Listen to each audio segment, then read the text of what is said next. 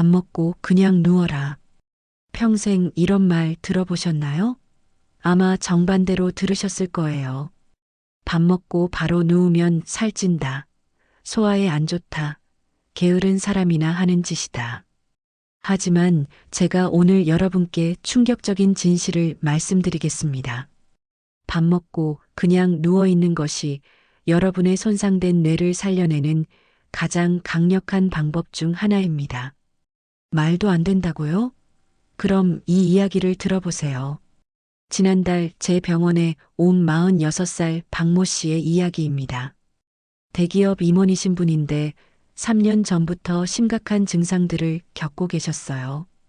오후만 되면 머리가 돌덩이처럼 무거워지고 집중력은 바닥으로 떨어지고 기억력까지 현저히 나빠졌죠. 여러 병원을 다니면서 MRI, CT, 혈액 검사까지 다 해봤지만 특별한 이상 없음이라는 진단만 받았어요. 의사들은 스트레스 때문이라고만 했죠. 그런데 제가 박모 씨에게 딱 한 가지만 바꿔보라고 했습니다. 점심 드시고 나서 20분간 그냥 누워 계세요. 박모 씨는 처음에 황당해 하셨어요. 선생님, 회사에서 어떻게 누워 있어요?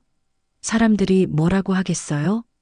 하지만 절망적이었던 박모 씨는 결국 제 말을 따랐습니다. 회사 휴게실에서, 때로는 차 안에서 점심 후 20분간 눈을 감고 누워있기 시작했어요. 놀라운 일이 일어났습니다. 단 일주일 만에 오후 집중력이 눈에 띄게 좋아졌어요. 2주 후에는 머리가 맑아졌다고 하시더군요. 한 달 후에는 선생님, 제가 다른 사람이 된 것 같아요라고 말씀하셨습니다. 도대체 무슨 일이 일어난 걸까요? 여러분, 이것은 마법이 아닙니다.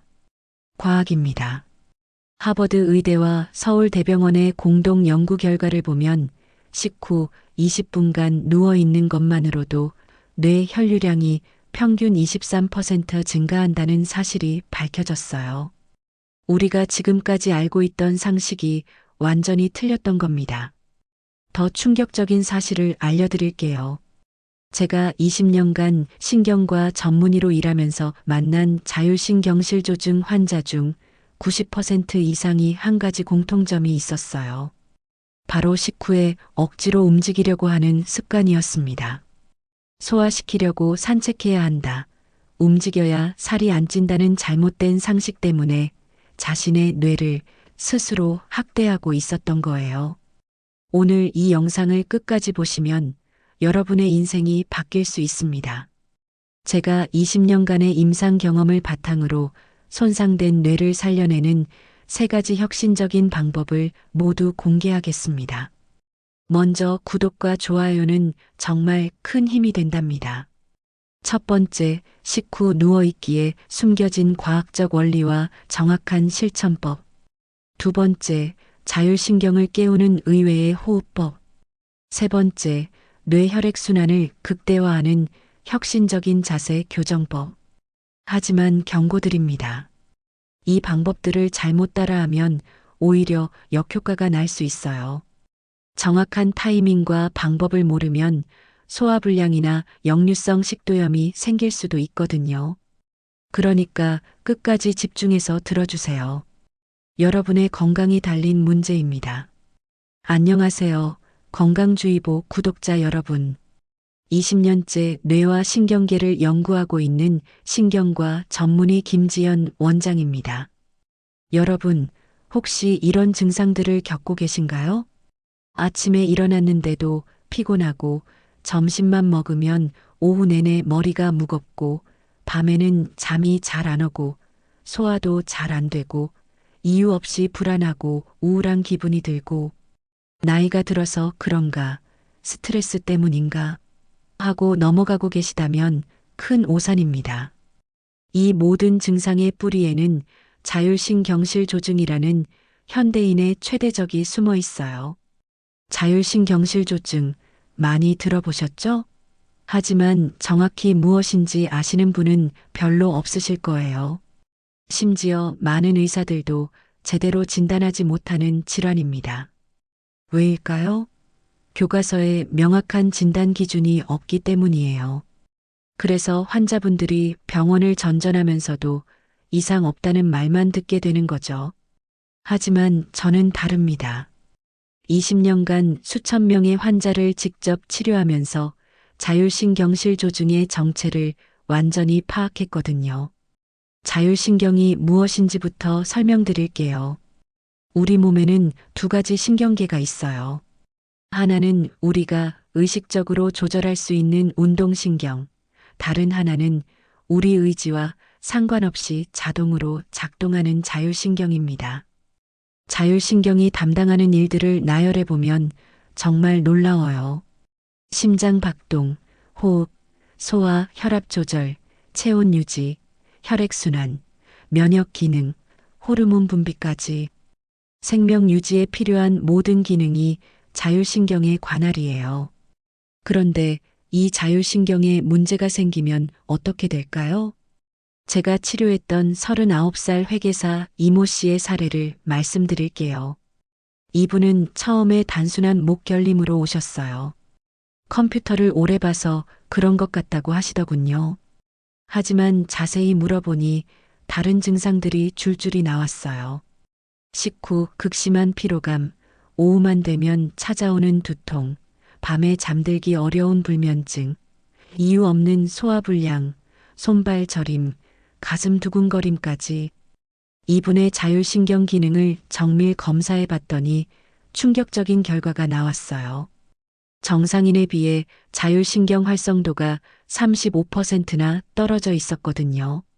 더 놀라운 건 이분의 나이였어요. 겨우 39살인데 자율신경 상태는 65세 수준이었습니다. 무려 26년이나 빨리 늙어 있었던 거예요. WHO 통계를 보면 더욱 충격적입니다. 2024년 기준으로 한국 성인의 72%가 자율신경실조증 초기 증상을 겪고 있다고 해요. 특히 30대에서 50대 직장인의 경우 85%가 넘어갑니다. 왜 이렇게 많은 현대인들이 자율신경실조증에 걸리는 걸까요? 바로 뇌혈액순환 장애 때문입니다. 우리 뇌는 몸무게의 2%에 불과하지만 전체 산소 소비량의 20%를 사용해요. 이는 뇌가 얼마나 많은 에너지를 필요로 하는지를 보여주죠. 그런데 현대인들의 생활 습관을 보세요. 하루 종일 앉아서 일하고 고개를 숙이고 스마트폰을 보고 집에서도 소파에 기대어 TV를 보죠. 이런 자세들이 목과 어깨 근육을 경직시키고 목뼈를 틀어놓습니다. 그러면 목을 지나가는 혈관들이 압박을 받아서 뇌로 가는 혈액량이 줄어들어요. 제가 진료했던 환자분들의 뇌혈류 검사 결과를 보면 정상인에 비해 평균 25%에서 40%나 적은 혈액이 뇌로 공급되고 있었어요. 뇌에 혈액이 부족하면 어떻게 될까요? 뇌세포들이 산소와 영양 부족으로 제 기능을 못하게 됩니다. 특히 자율신경을 조절하는 뇌간 부위가 가장 먼저 영향을 받아요. 결국 자율신경 기능이 떨어지면서 온몸에 이상 증상들이 나타나기 시작하는 거죠. 더 심각한 문제는 이것이 악순환으로 이어진다는 점입니다. 자율신경 기능이 떨어지면 혈관 조절 능력도 같이 떨어져요. 그러면 뇌 혈액순환이 더욱 나빠지고 자율신경은 더욱 망가지죠. 최근 연구에 따르면 자율신경실 조증을 방치할 경우 치매 발생 위험이 2.8배, 뇌졸중 위험이 1.9배, 심혈관 질환 위험이 2.2배나 높아진다고 해요. 하지만 희망적인 소식도 있어요. 자율신경은 다른 신경과 달리 회복력이 뛰어납니다. 올바른 방법으로 관리하면 몇 주만 해도 현저한 개선을 볼 수 있어요. 그 핵심이 바로 오늘 제가 알려드릴 뇌혈액순환 개선법 3가지입니다. 여러분도 이런 증상을 겪고 계신가요? 댓글로 알려주세요. 혼자 고민하지 마시고 함께 해결해 나가요. 여러분, 잠깐 거울을 보세요. 지금 어떤 자세로 이 영상을 보고 계신가요? 목이 앞으로 나와 있나요? 어깨가 둥글게 말려 있나요? 허리가 구부정하게 굽어 있나요? 만약 그렇다면 지금 이 순간에도 여러분의 뇌는 서서히 손상되고 있습니다. 충격적이죠? 하지만 이것이 현실입니다. 제가 환자분들에게 항상 하는 말이 있어요. 병원에 오기 전에 먼저 거울을 보세요. 왜냐하면 여러분의 자세 속에 모든 답이 숨어 있기 때문이거든요. 지난주에 제 병원에 온 32살 프로그래머 김모 씨의 이야기를 해드릴게요.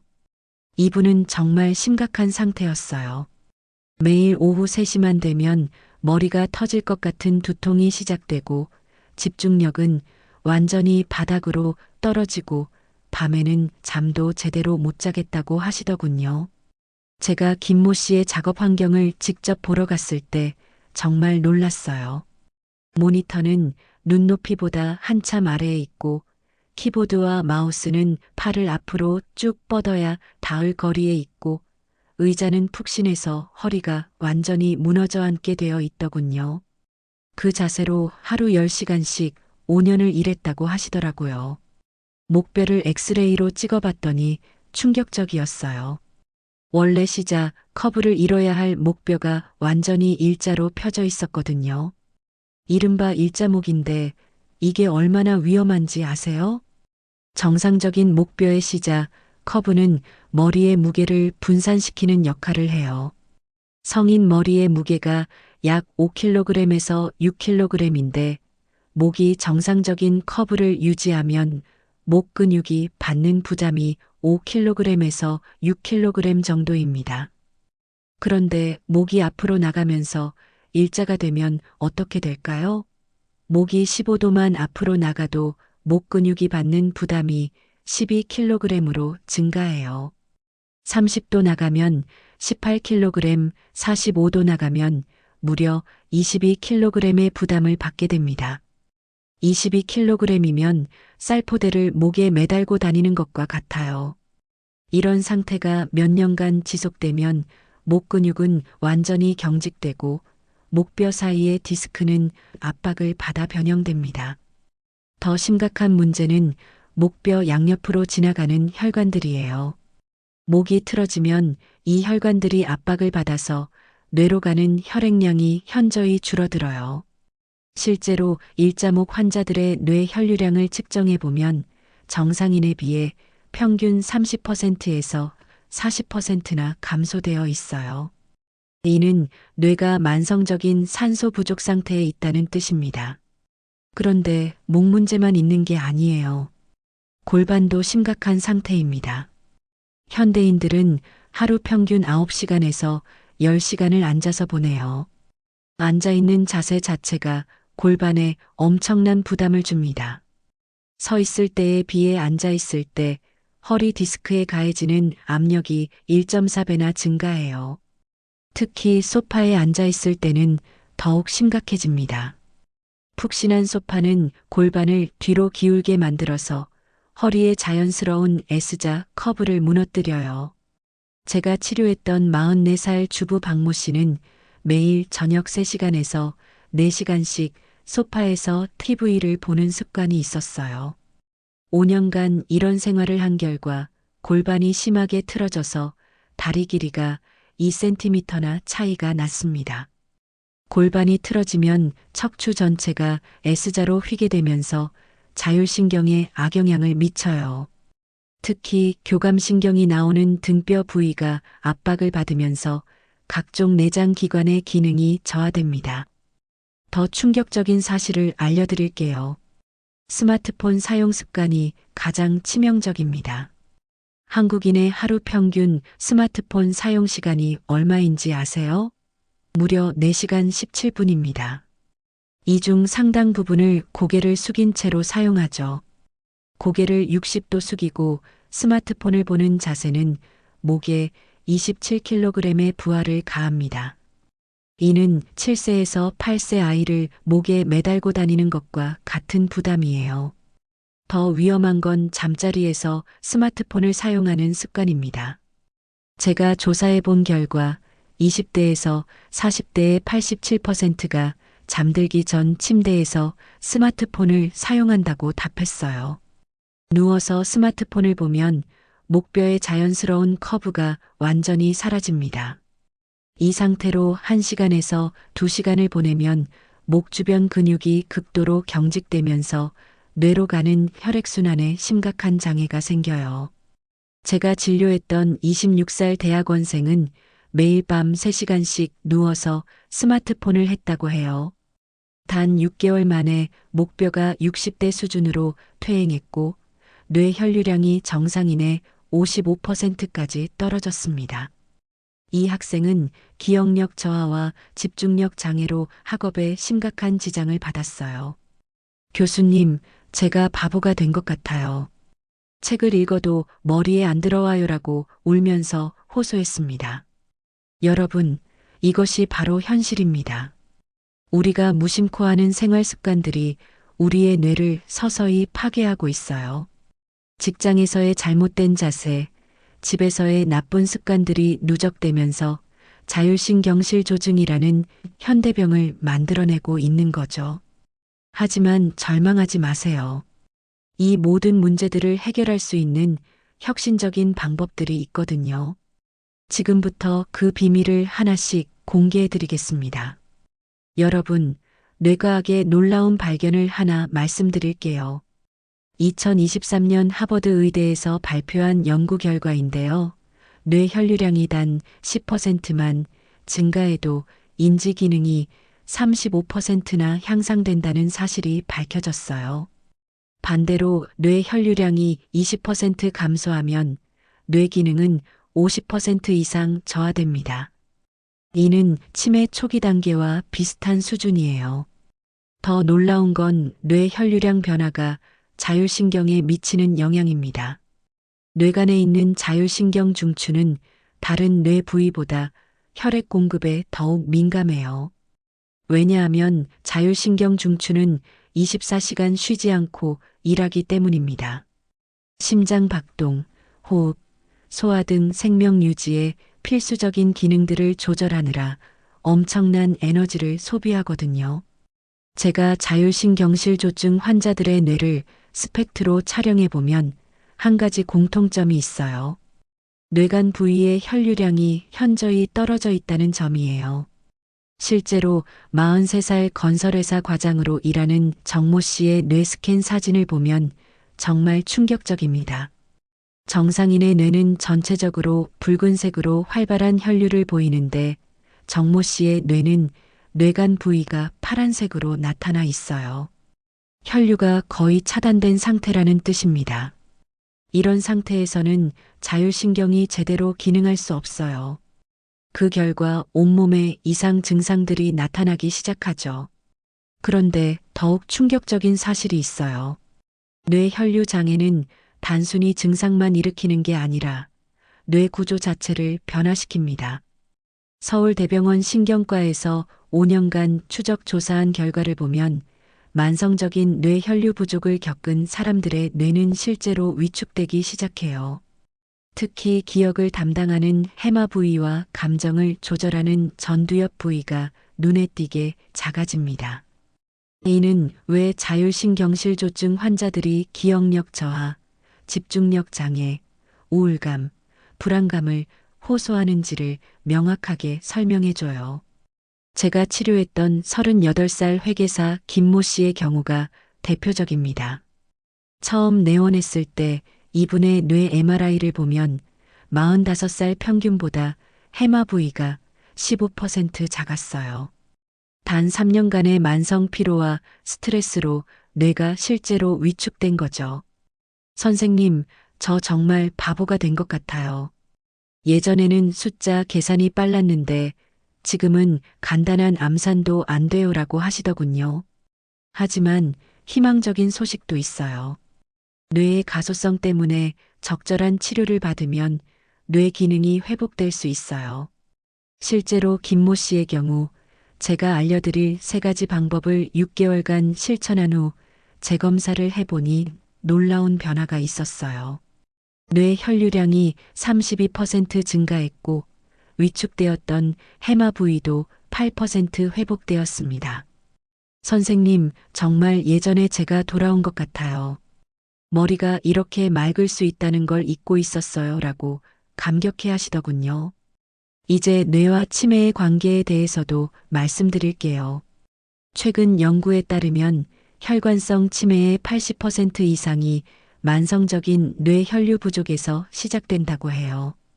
특히 자율신경실 조증을 오래 방치한 사람들의 치매 발생률이 일반인에 비해 2.8배나 높습니다.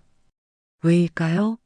뇌에 충분한 산소와 영양이 공급되지 않으면 뇌세포들이 서서히 죽어가기 때문이에요. 이 과정은 매우 천천히 진행되기 때문에 초기에는 자각하기 어렵습니다.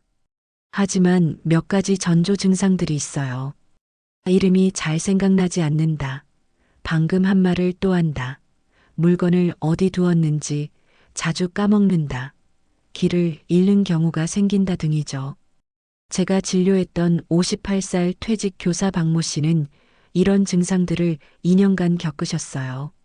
나이가 들어서 그런가 보다 하고 넘어갔는데 검사 결과 뇌 혈류량이 정상인의 40% 수준이었습니다. 다행히 조기에 발견해서 적극적인 치료를 시작했고 지금은 거의 정상 수준으로 회복되셨어요. 여러분, 뇌 건강은 한번 잃으면 되돌리기가 매우 어려워요. 하지만 지금부터라도 제대로 관리하면 충분히 예방하고 개선할 수 있습니다.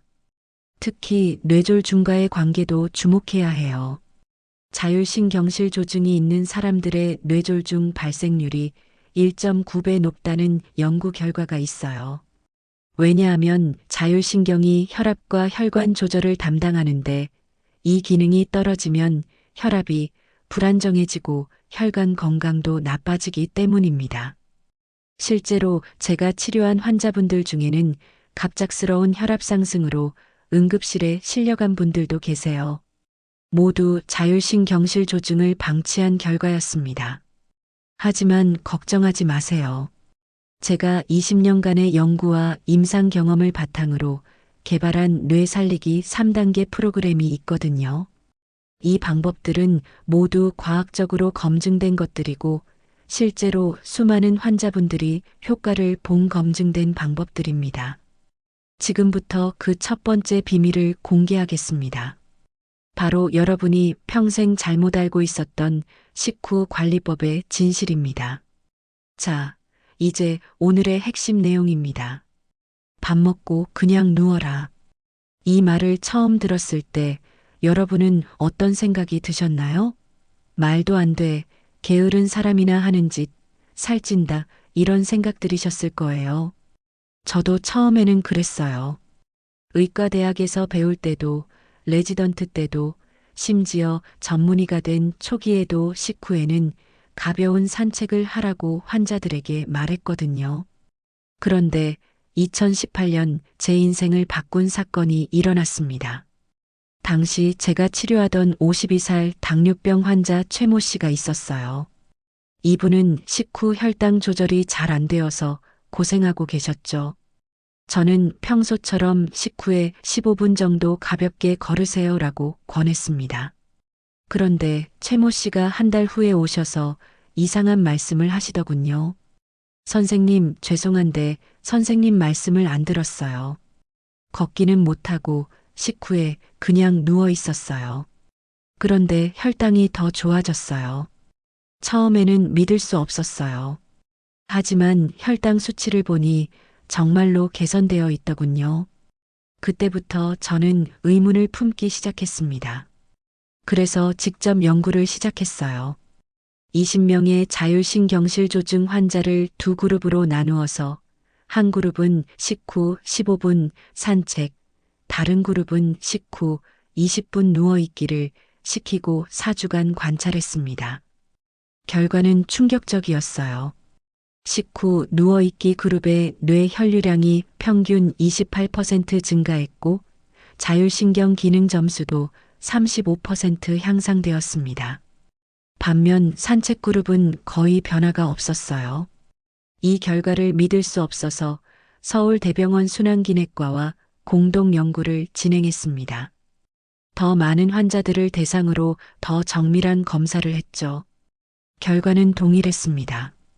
식후 20분에서 30분간 누워있는 것이 뇌 혈류량을 최대 23% 증가시킨다는 것이 과학적으로 증명되었어요.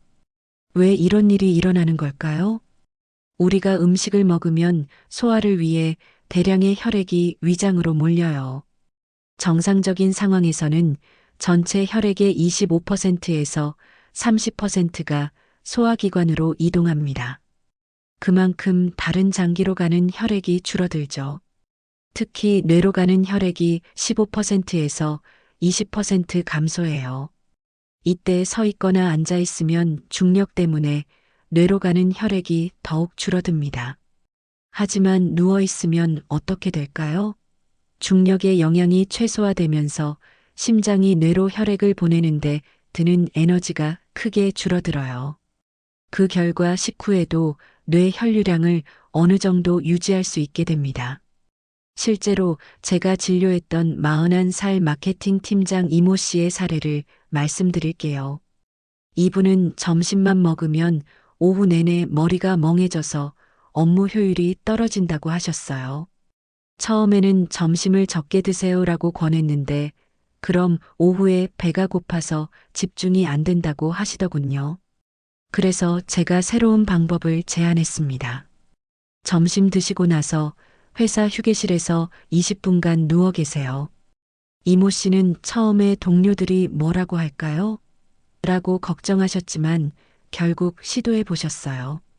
휴게실 소파에서 눈을 감고 20분간 누워있기 시작하신 거죠. 놀라운 변화가 일어났습니다. 첫 주부터 오후 집중력이 눈에 띄게 좋아졌어요. 2주 후에는 선생님, 제가 완전히 다른 사람이 된 것 같아요 라고 하시더군요. 심지어 이모 씨의 팀 동료들이 뭔가 다른 방법 쓰고 있죠? 저희도 알려주세요 라고 했다고 해요. 하지만 여기서 중요한 주의사항이 있어요. 무작정 누워있으면 안 됩니다. 첫째, 과식한 상태에서 바로 누우면 역류성 식도염이 생길 수 있어요. 적당량을 드시고 5분에서 10분 후에 누우세요. 둘째, 완전히 평평하게 누우면 위산이 역류할 수 있어요. 상체를 15도에서 20도 정도 높여서 누우는 것이 좋습니다. 셋째, 너무 오래 누워 있으면 오히려 소화에 방해가 될 수 있어요. 20분에서 30분이 적당합니다. 넷째, 잠들면 안 됩니다. 깊게 잠들면 각성하는 데 시간이 걸려서 오히려 오후 컨디션이 나빠질 수 있어요. 눈만 감고 휴식을 취하세요. 다섯째, 누운 상태에서 팔을 가슴 위에 올려놓으면 목과 어깨 근육이 이완되어 더욱 효과적입니다. 직장에서 실천하는 방법도 알려드릴게요. 만약 휴게실이나 별도 공간이 있다면 거기서 누우시면 됩니다. 없다면 차 안에서라도 시트를 뒤로 젖히고 눈을 감고 계세요. 정말 여건이 안 된다면 책상에 엎드려서라도 좋습니다. 팔을 베개 삼아 고개를 숙이고 20분간 눈을 감고 계시면 어느 정도 효과를 볼 수 있어요. 제가 진료했던 29살 간호사 박모 씨는 바쁜 병원에서 일하면서도 이 방법을 실천했어요. 간호사실 소파에서 점심 후 15분씩 눈을 감고 누워 있었는데 야근할 때 집중력이 완전히 달라졌다고 하시더군요. 그런데 여기서 더 놀라운 사실을 발견했어요. 식후 누워있기를 꾸준히 실천한 사람들의 수면의 질도 개선된다는 점이에요. 왜 그럴까요? 낮에 뇌가 충분한 휴식을 취하면 밤에 더 깊고 질 좋은 잠을 잘 수 있게 되거든요. 실제로 추적 조사 결과 식후 누워있기를 실천한 그룹의 수면 효율이 평균 22% 향상되었어요. 또 다른 놀라운 효과도 있었어요. 소화 기능이 개선된다는 점이에요. 누워있으면 소화가 안 되는 거 아니에요? 라고 하실 텐데 실제로는 정반대입니다. 자율신경이 소화를 담당하는데 뇌 혈류가 개선되면 자율신경 기능도 좋아져요. 그 결과 위장 운동이 활발해지고 소화효소 분비도 증가합니다. 실제로 제가 치료한 46살 공무원 정모 씨는 10년간 만성 소화불량으로 고생했는데 식후 누워있기를 2개월간 실천한 후 소화불량이 90% 개선되었어요. 선생님, 이렇게 간단한 방법으로 이렇게 좋아질 줄 몰랐어요. 진작 알았으면 좋았을 텐데라고 하시더군요. 여러분도 지금 당장 시작해 보세요. 오늘 점심 드시고 나서 20분만 누워보세요. 일주일만 해봐도 확실한 차이를 느끼실 수 있을 거예요. 하지만 이것만으로는 부족해요. 뇌를 완전히 살려내려면 두 번째, 세 번째 방법도 함께 실천해야 합니다. 지금부터 두 번째 비밀을 공개하겠습니다. 바로 자율신경을 깨우는 혁신적인 호흡법입니다. 여러분은 하루에 몇 번이나 호흡하시는지 아세요? 정답은 약 2만 번입니다. 그런데 이 2만 번의 호흡 중에 제대로 된 호흡은 몇 번이나 될까요? 충격적이게도 대부분의 현대인들은 하루 종일 잘못된 호흡을 하고 있어요. 그리고 이것이 자율신경실조증의 주요 원인 중 하나입니다. 제가 환자분들에게 항상 하는 테스트가 있어요. 지금 숨을 한번 깊게 들이마셔 보세요. 대부분의 사람들이 어깨를 올리면서 가슴으로 숨을 쉬어요. 이것이 바로 잘못된 호흡법입니다. 정상적인 호흡은 복식호흡이에요. 배가 나오면서 횡격막이 아래로 내려가야 합니다. 하지만 현대인들은 스트레스와 잘못된 자세 때문에 대부분 가슴으로 숨을 쉬죠. 가슴 호흡과 복식 호흡의 차이를 과학적으로 설명해 드릴게요. 가슴 호흡을 할 때는 폐활량의 30%만 사용해요. 나머지 70%의 폐는 제대로 활용되지 않습니다. 그 결과 산소 공급이 부족해지고 이산화탄소 배출도 원활하지 않아요.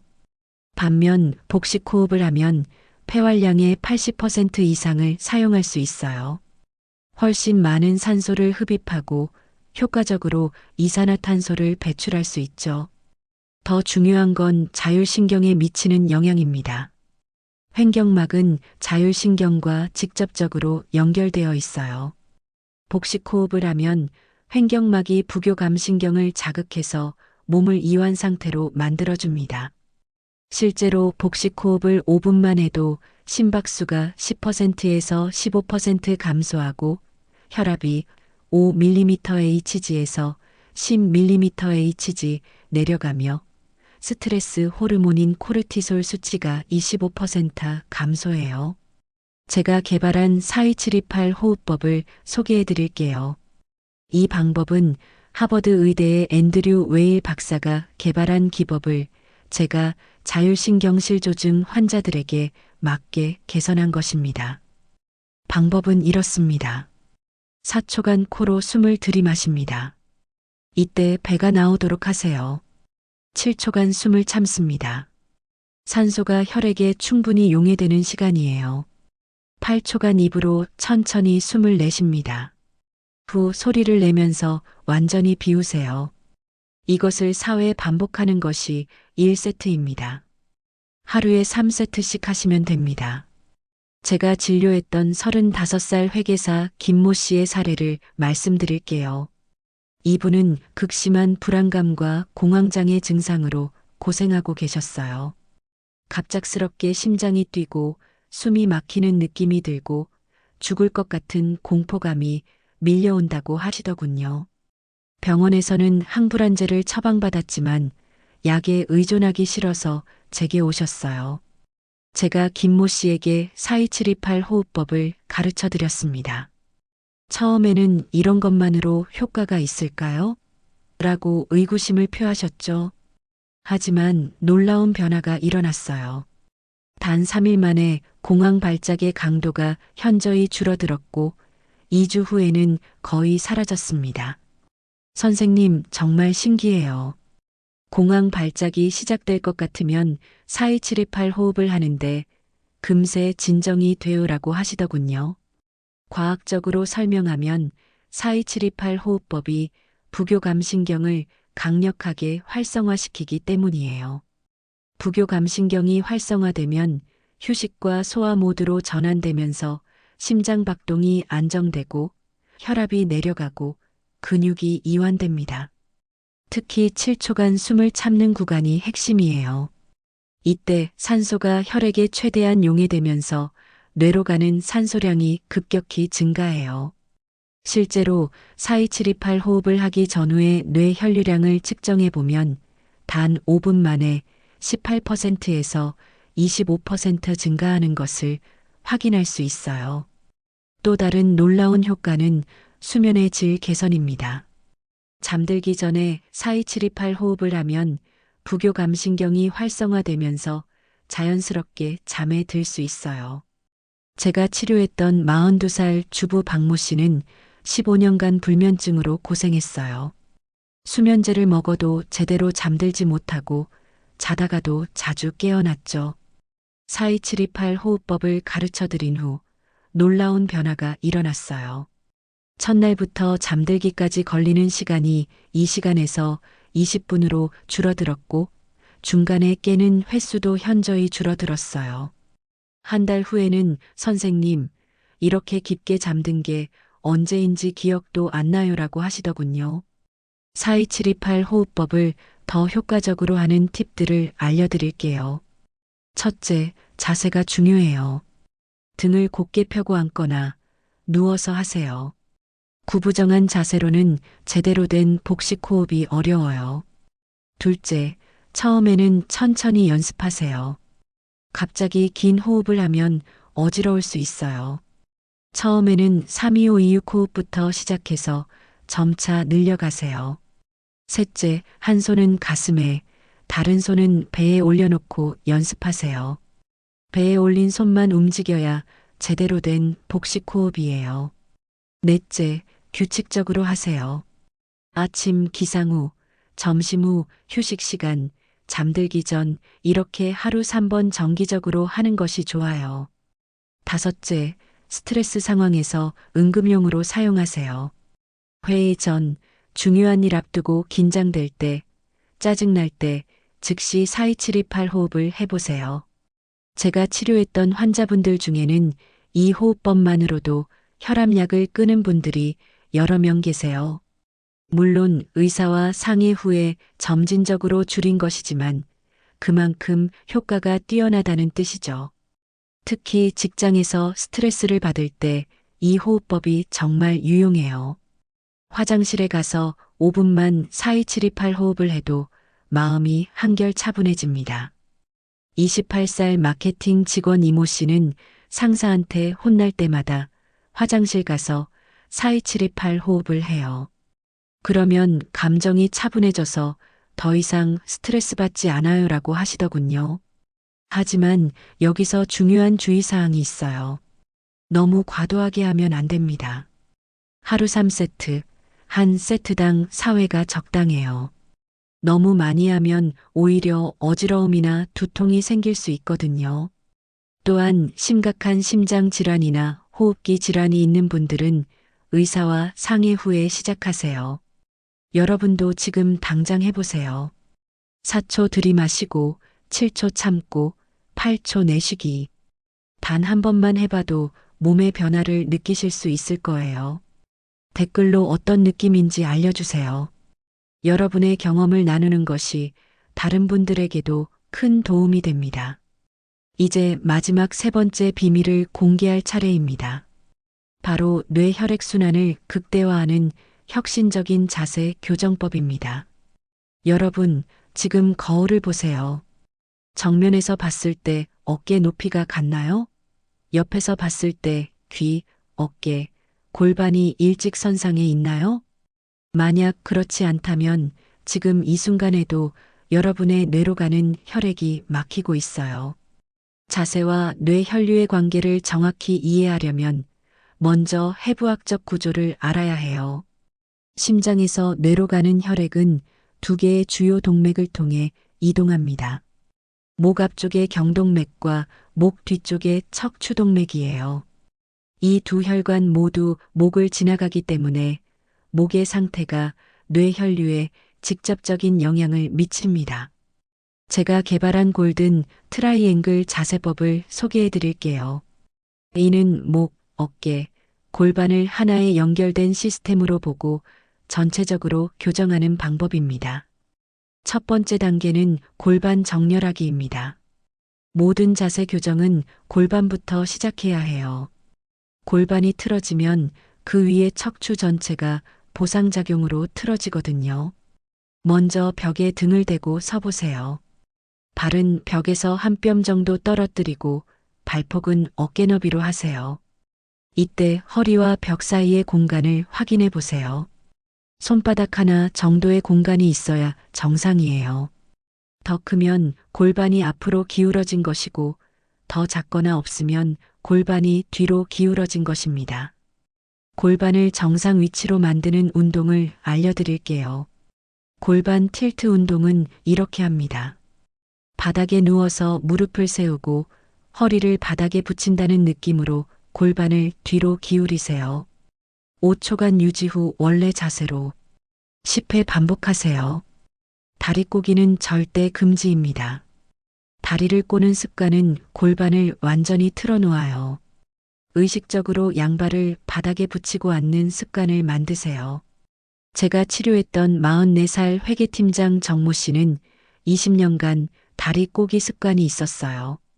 골반이 심하게 틀어져서 다리 길이가 1.5cm나 차이 났죠.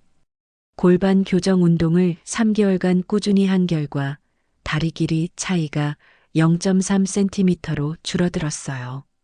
두 번째 단계는 어깨와 목 정렬하기입니다. 골반이 정렬되면 이제 어깨와 목을 교정해야 해요. 현대인들의 가장 큰 문제는 전방머리 자세와 라운드 숄더입니다. 전방머리 자세는 머리가 몸의 중심선보다 앞으로 나온 상태예요. 이 자세에서는 목 뒤쪽 근육들이 과도하게 긴장하면서 척추동맥을 압박해요. 라운드 숄더는 어깨가 앞으로 말린 상태인데 이렇게 되면 가슴 근육이 짧아지면서 호흡이 얕아지고 목과 어깨 근육의 불균형이 심해져요. 목 교정 운동인 턱 당기기를 알려드릴게요. 벽에 등, 어깨, 머리를 모두 붙이고 서세요. 턱을 뒤로 당기면서 목 뒤를 길게 늘린다는 느낌으로 하세요. 5초간 유지 후 천천히 원래 자세로 10회 반복, 하루 3세트 하시면 됩니다. 어깨 교정 운동인 벽 밀기도 해보세요. 벽에서 팔 길이만큼 떨어서서 양손을 벽에 대세요.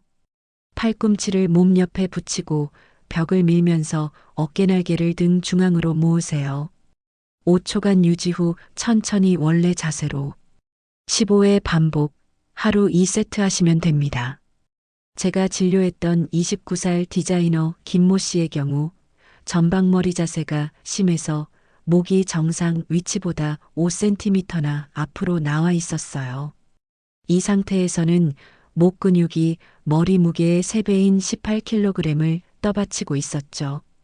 목 교정 운동을 2개월간 꾸준히 한 결과 머리 위치가 2cm 뒤로 들어갔고 만성 두통이 80% 개선되었어요. 세 번째 단계는 뇌 혈류 극대화 자세입니다. 이제 일상생활에서 뇌 혈류를 최대화할 수 있는 구체적인 자세들을 알려드릴게요. 앉기 자세의 골든 룰은 이렇습니다. 엉덩이를 의자 깊숙이 밀어 넣으세요. 양발을 바닥에 평평하게 붙이세요. 무릎과 고관절이 90도가 되도록 하세요. 어깨를 뒤로 당기고 턱을 살짝 당기세요. 모니터는 눈높이에 맞추세요. 서기 자세의 골든 룰도 있어요. 발가락으로 바닥을 살짝 잡는다는 느낌으로 서세요. 무릎을 살짝 굽혀서 고정시키지 마세요. 골반을 중립 위치에 두세요. 어깨를 뒤로 당기고 가슴을 편 상태로 하세요. 턱을 당기고 머리를 척추 위에 균형 있게 올리세요. 잠자는 자세의 골든 룰도 중요해요. 목과 척추의 자연스러운 커브를 유지하는 것이 핵심이에요. 옆으로 누울 때는 베개 높이가 어깨 높이와 같아야 해요. 너무 높거나 낮으면 목이 틀어져요. 바로 누울 때는 목 아래에 작은 수건을 말아서 받치는 것이 좋아요. 목의 시작, 커브를 유지해 주거든요. 엎드려 자는 것은 절대 금물이에요. 목을 한쪽으로 돌려야 하기 때문에 목혈관이 심하게 압박받아요. 특별한 뇌 혈류 증진 자세인 다리 올리기를 소개해 드릴게요. 이것은 제가 환자들에게 특별히 권하는 자세예요. 하루 10분만 해도 놀라운 효과를 볼 수 있어요. 바닥에 누워서 다리를 벽에 기대어 올리세요. 엉덩이는 벽에서 10cm에서 15cm 떨어뜨리세요. 팔은 편안하게 몸 옆에 두세요.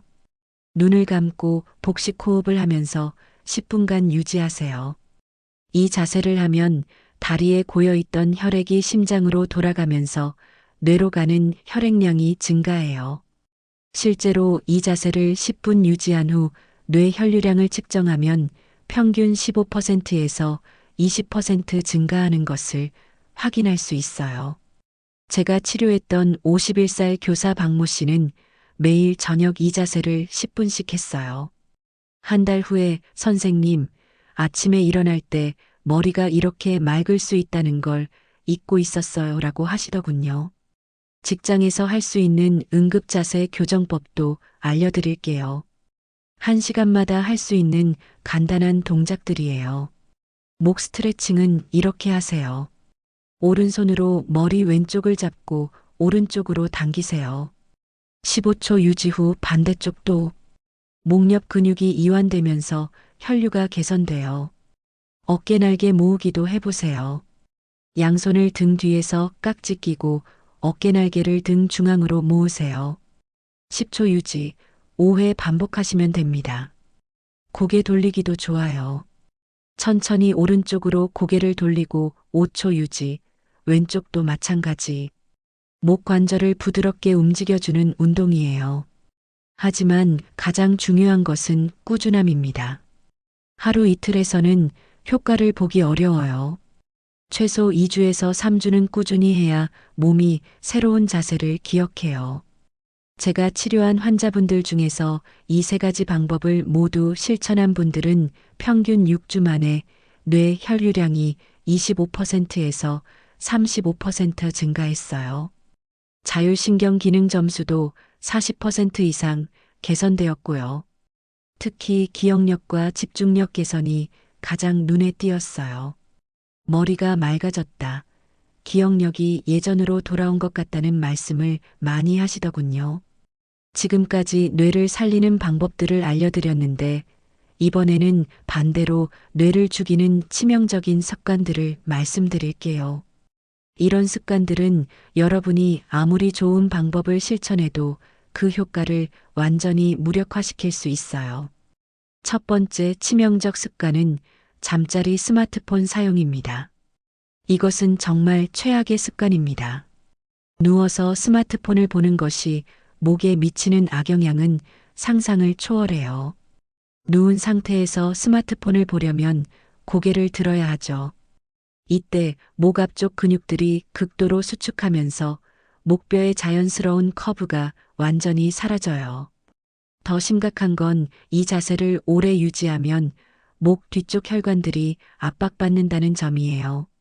척추동맥이 눌리면서 뇌로 가는 혈액량이 급격히 감소합니다. 제가 진료했던 24살 대학생 이모 씨는 매일 밤 2시간에서 3시간씩 누워서 스마트폰을 했어요.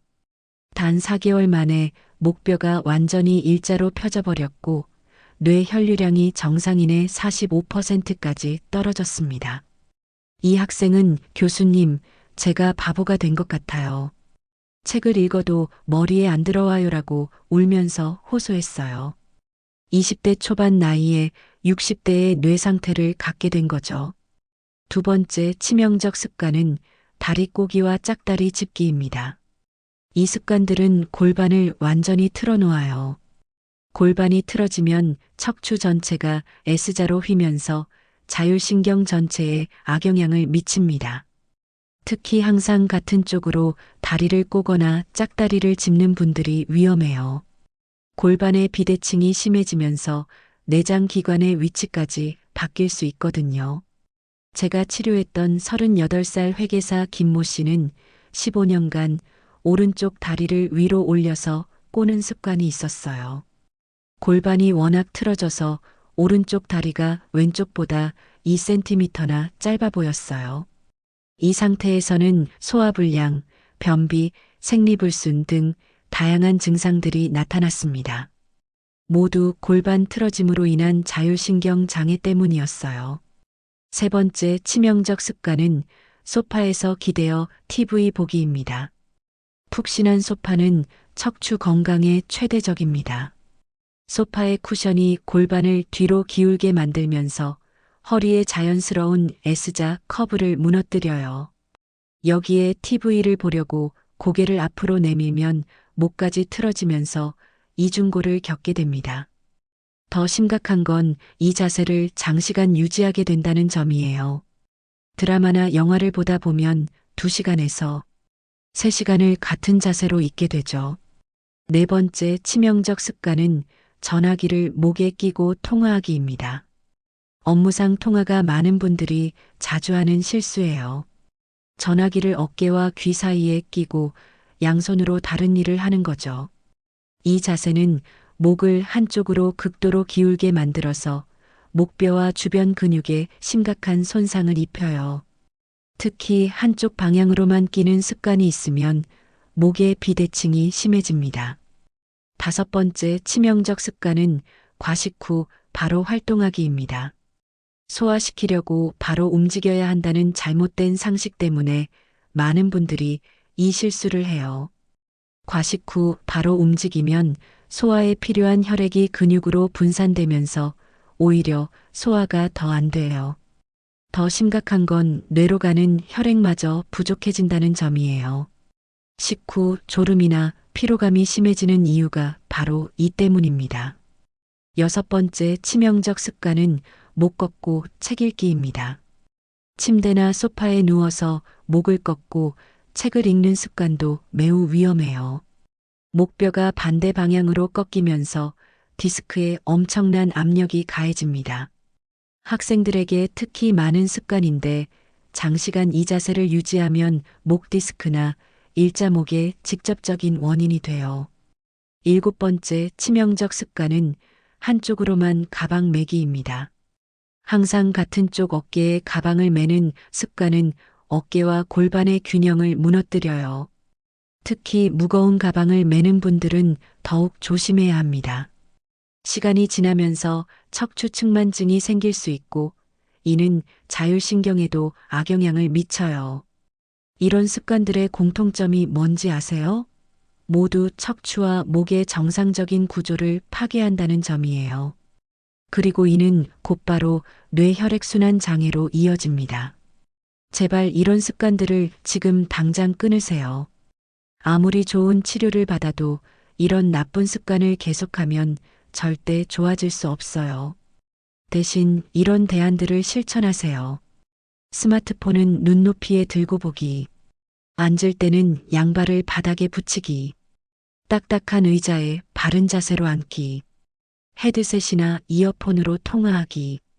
적당량 식사 후 20분간 누워있기. 책상에 책을 세워놓고 읽기. 가방은 번갈아 가며 매거나 백팩 사용하기. 여러분, 오늘 45분 동안 제가 알려드린 내용을 정리해 보겠습니다.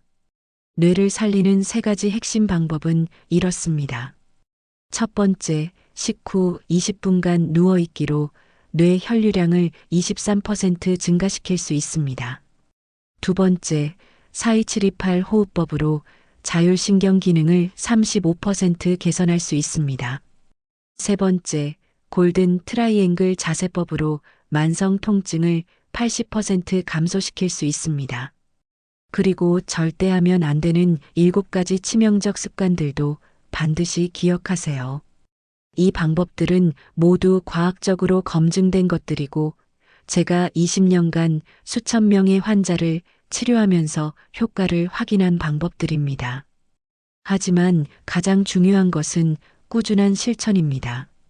하루 이틀에서는 효과를 보기 어려워요.